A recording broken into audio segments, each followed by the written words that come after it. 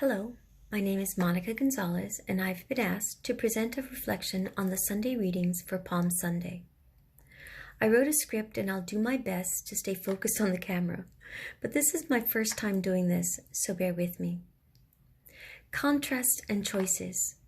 These two words kept coming up as I was researching for my reflection. I'd never thought of Palm Sunday thinking of the contrast and choices found in the readings.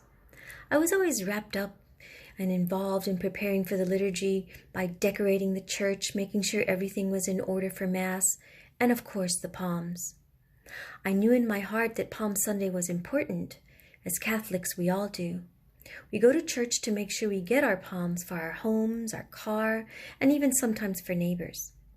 We recognize that it marks the beginning of our Holy Week.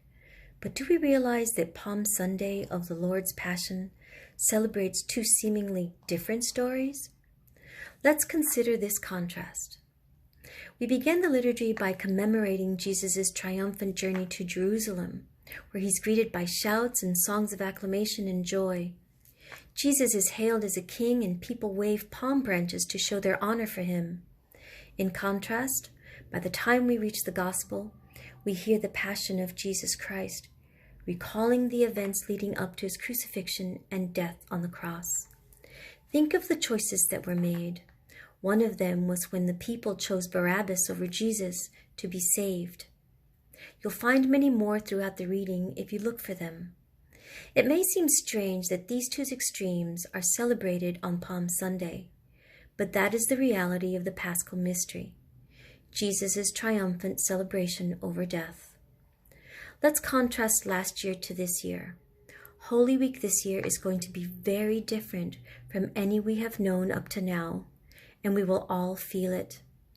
As we mark the great events that give us new life in Christ, we will do so full of concern, anxiety, fear, and sadness caused by COVID-19. At the same time, we also need to take notice of the evidence of compassion, solidarity, and self-sacrifice around us, which gives us a feeling of hope. We choose if we want to despair or see the goodness that is also around us. In this Sunday's Gospel, we hear the narrative of the Passion, remembering the last week of Jesus' life as an act of hope as well as of compassion.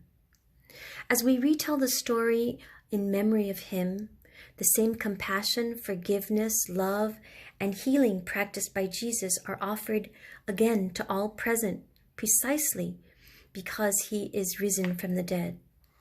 Our Christian memory is not a dead memory, but an effective union of the great events that give us new life in Christ. The account of the Lord's Passion has vivid characters and a variety of episodes. To enter into it, we can read it slowly and see if we can identify with different characters in it. Any one scene within the story can provide us with food for reflection and prayer. Today, given the circumstances of virtual Mass and social distancing, more than ever, our aim in reflecting on the Passion is to find the good news the story has for us.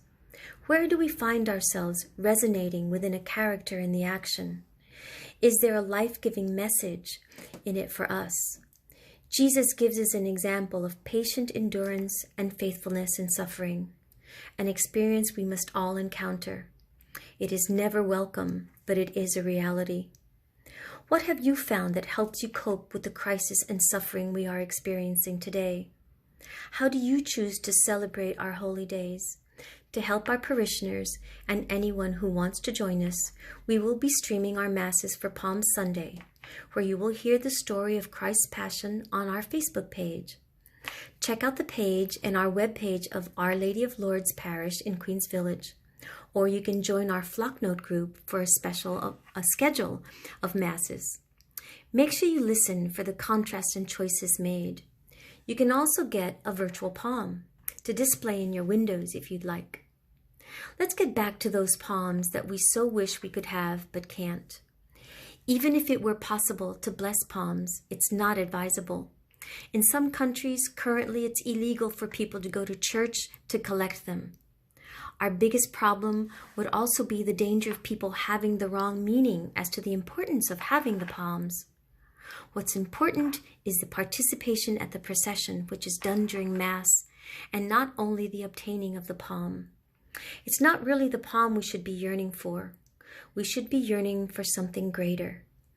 In a year when millions of Catholics are suffering the greater inability to attend Mass and receive Holy Communion, renouncing a blessed palm is a small sacrifice to pay this very special and memorable beginning to Holy Week.